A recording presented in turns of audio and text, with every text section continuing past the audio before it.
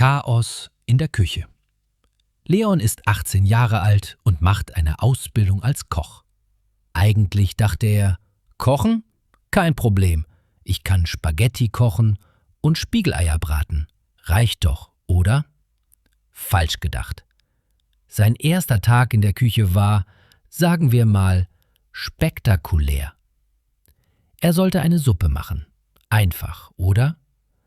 Aber Leon hat aus Versehen doppelt so viel Salz genommen. Der Küchenchef, Herr Wagner, probierte einen Löffel, wurde rot im Gesicht und rief laut: »Willst du die Gäste vergiften?« Alle haben gelacht. Leon auch. Ein bisschen peinlich war es trotzdem. Am zweiten Tag sollte er Gemüse schneiden. Klingt einfach, aber Leon hat Möhren in Herzform geschnitten, weil er dachte, sieht doch nett aus. Herr Wagner schüttelte den Kopf.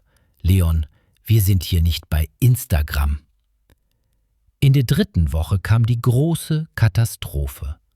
Leon wollte Pasta kochen. Aber er hat vergessen, Wasser in den Topf zu füllen. Die Nudeln wurden schwarz, der Rauchmelder ging los und die Feuerwehr kam.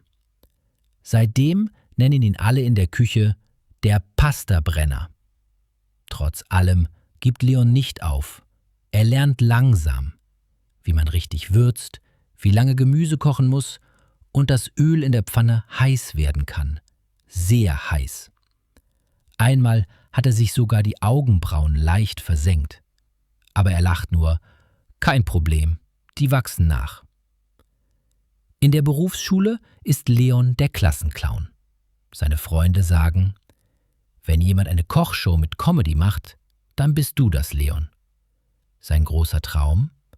Ein eigener Streetfood-Stand mit dem Namen Leons Chaos Küche.